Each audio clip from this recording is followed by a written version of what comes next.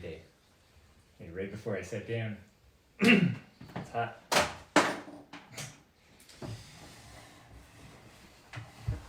Okay. We're here.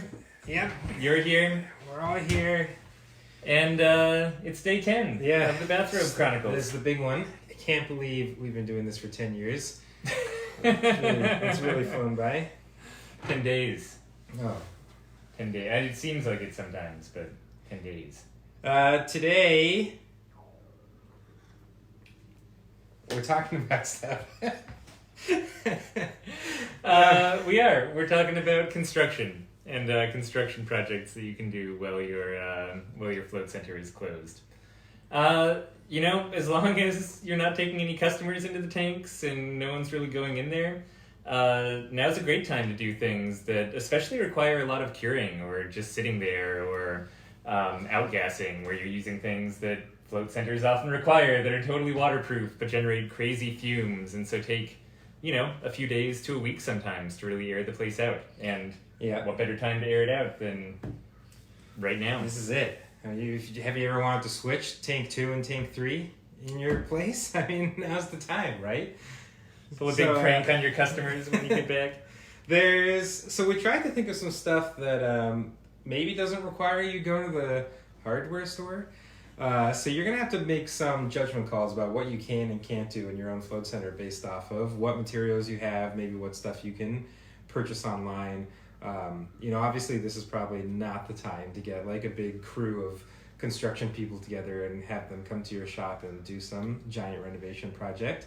But it is a great time to go to your storage shed and grab some materials you have on hand and go into your float center by yourself and do some maintenance. And I guess just one side note to that too, some areas, in fact many areas around construction is still considered like an essential part of operations. So if you do have something big, like you actually have some mold remediation you need to do in your center and like be tearing out walls or something like that often only requires a team of 1 or 2 people, now could still be a time to do it. But yeah, if there is any way to wait, of course, just even to encourage social distancing, it's nice to not have to pull people out to a job site right now unless it's something that's like pretty urgent with damage being done by salt or again mold or something like that. But that might still be an option, even if you do need to do a big project where you are. There's also just a lot of like routine maintenance stuff that we do on a normal basis and encourage people to do on a normal basis. That go shoot out the fruit well bats. do now. Yeah, get that broom and shake them out of the attic. So you're gonna need a broom. Salt bats. There's like various. Let's just start talking about it. Let's hop into it. Let's get going. Go into the details. Yeah. There's so we wanted to talk about your general filtration system. There's some things that we do at Float On, like actually cleaning the impellers on our pumps, where we take the pumps apart and take the impellers. Those are the things in there that are generating the... they do this. They kind of look about this size. Yeah, they kind of like... Can't miss them. There's a noise that they make sometimes. And, about once every 6 months, we open up our pumps and just clean the hair out of those things, because that can cause, like, drag on the system and lower the performance of your pump. And so, might as well do it now while we're not operational, or just knock some like big things. Those are usually like somewhat large projects. We have to kind of disassemble things and pull the pump out and get to it and everything. And so there is just a lot of routine maintenance, and we can look ahead on our schedule for where our maintenance is and know some of the stuff that might be valuable just to knock out as long as we have time on our hands.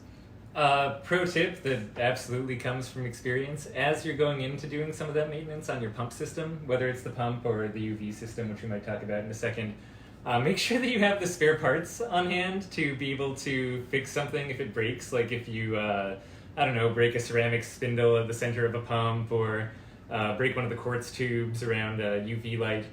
It might be a little bit harder to get supplies in a timely manner right now. So checking your supplies too is something else you can do, just inventorying in general. But again, certainly before you start in on these like hardcore pump repairs, just make sure you can actually fix something if you break a kind of critical part there. At the very least, even if you do break something, it's not like you'll have to cancel on anyone. So that's true. It's actually a great time to break stuff. I might just do it on purpose, Might as well, take advantage of it. There's also maybe just some like filtration system upgrades you've been wanting to do. Maybe putting on a flow meter onto a float tank that doesn't have one, or a larger filter, or dealing with a certain union or connection that has sometimes been a little leaky or stuff. There's maybe a little list of things or upgrades that you've wanted to do, and again, great time to do that, especially because it's nice to let those sorts of things kind of cure a little bit before you start pumping water through the system again. So you don't kind of have that pressure to give the minimum amount of drying time to various PVC glues and caulking and stuff like that. You can actually just like let them sit for days without any water touching them. Yeah, same thing. We do kind of additional slip proofing on the bottoms of our float tanks, and that always requires a week to cure in between kind of doing the coats down there. And of course, it's going to be totally submerged in this Epsom salt solution, so you really want to let it cure. So if you do have anything like that, repairs to the tubs, like if you're getting any bubbling on your fiberglass, again, just because the cure time is so long, now is kind of an ideal time to potentially go in and work on some of that stuff too. One that's like somewhere, we do this as regular maintenance, that could also just be something you've never done before, is checking your caulking lines. A lot of float tanks, when the pieces go together, you put a bead of caulking there, and it's easy to just totally forget about that after your float tank was first installed. But as the float tank settles, as things happen, as caulking just degrades or degrades from being old, like it can start to separate a little bit, and little holes in the caulking can get formed, and those are bad news holes. So you want to be careful and check those, because that's like, especially if it's the lowest seam at where your tub meets the walls or whatever, that's an easy place for salt water to start just dripping through and getting underneath your tank and into all sorts of places that are inaccessible to you. So we do this actually regularly every I think 3 to 6 months. I can't exactly remember, but we go in somewhere in that timeline, and we just check like every caulking line that we have on each of our float tanks and in other spots in our rooms that we use caulking. Everywhere it turns out, you just Yeah. you run a float center, you use caulking everywhere. And we find them. It's not like we're constantly checking and there's constantly nothing there. Like they're just our spots where that starts to separate and little holes start to form, and it's really good to be able to catch those as soon as possible. And as usual, this happens everywhere. Like if you go look at the caulking lines in your kitchen, I was just gesturing to our kitchen. In our kitchen, you'll probably see like little parts where it's peeling away from the wall, or you do see these little pinprick holes. It's just, again, with regular water, like those tiny little damages in the system aren't going to really do anything. Like water might get in there a few drops and then evaporate, So it is important to still check your caulking lines around your bathtub and stuff at home. I'm not saying don't do that. You should be a responsible homeowner or renter. But the reason that it's so much more critical to do that ongoing and just so regular in a float center is because, right, a drop of salt water gets in there.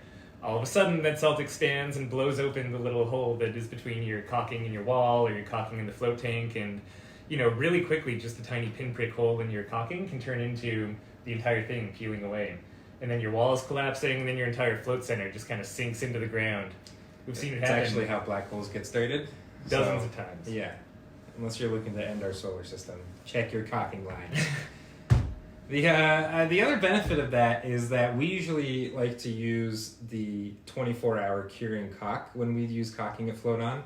And that's just because it's stronger, like that 30-minute stuff or hour or 3 hour. 3 hour. Yeah, forget about it. 4 hour. Forget about 42 minutes drying. Like, you don't want any of that stuff.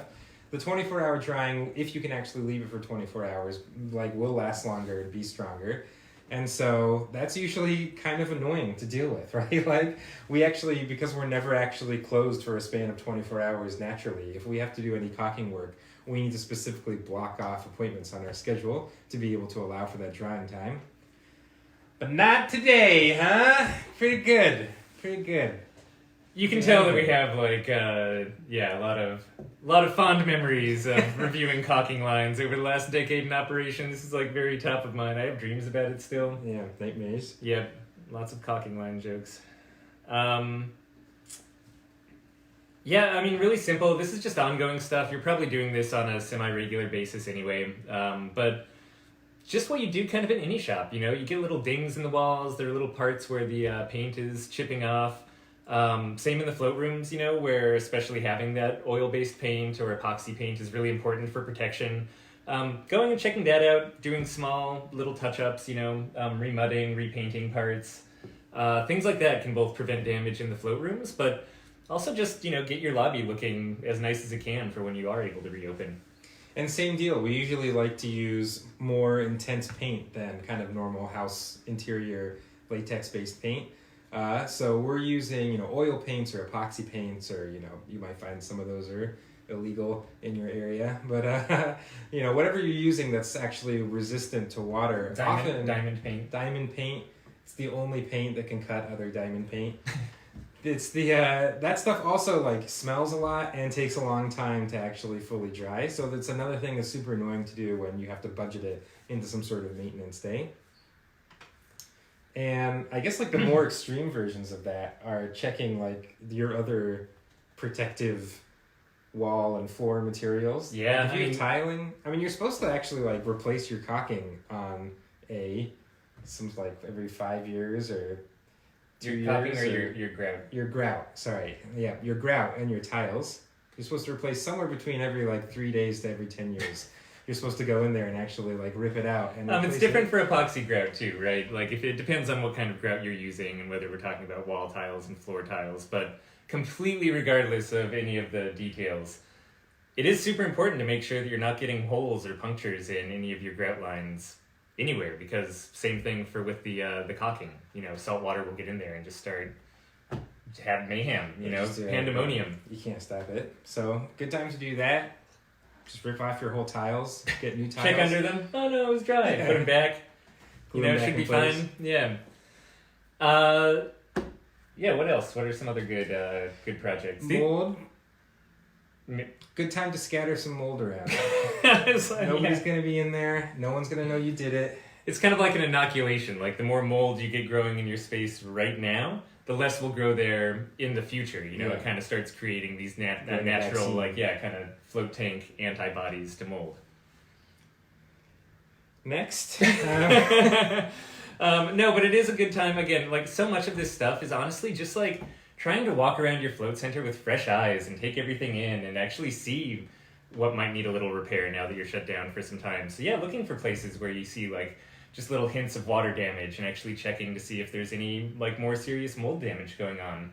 In the end, we've kind of created these almost bunkers of float tank rooms, right? They're soundproof, they're waterproof. Good to know if things they're mortar shell proof, and sometimes it's hard to know what's exactly going on behind all those layers. So we've even on different points where we have reason to believe that there's some water damage going on, punctured a little hole and actually stuck a kind of extended camera down there in order to see what's going on.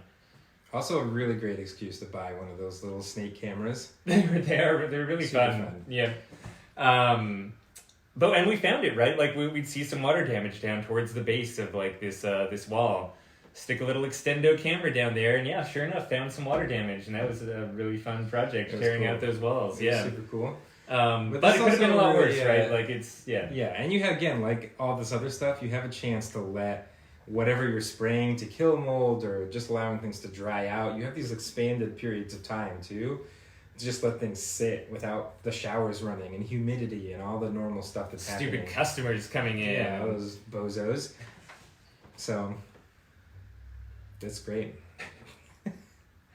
Again, we were kind of focusing on projects that you can do with just yourself going in there too. You might have some bigger projects again to think about doing.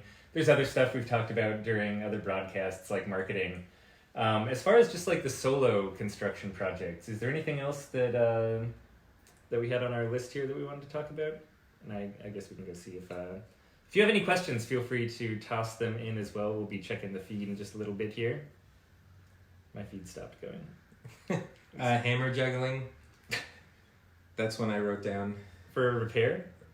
Just for good things to do by yourself. Construction-related things to do by yourself during these trying times. Okay, perfect.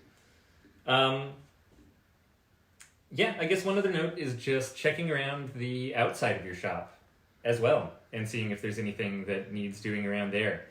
Again, we've talked about it on our other live stream broadcasts, but we're still going into our shop. It's just down the street from us, running the pumps twice a day, checking for mail, emptying our vast reservoirs from our dehumidifiers. And one of the other things that we actually do around our shop is sort of just survey the outside and pick up any trash and make sure the thing is still looking clean and taken care of, despite the fact that a lot of the other businesses are closed around us.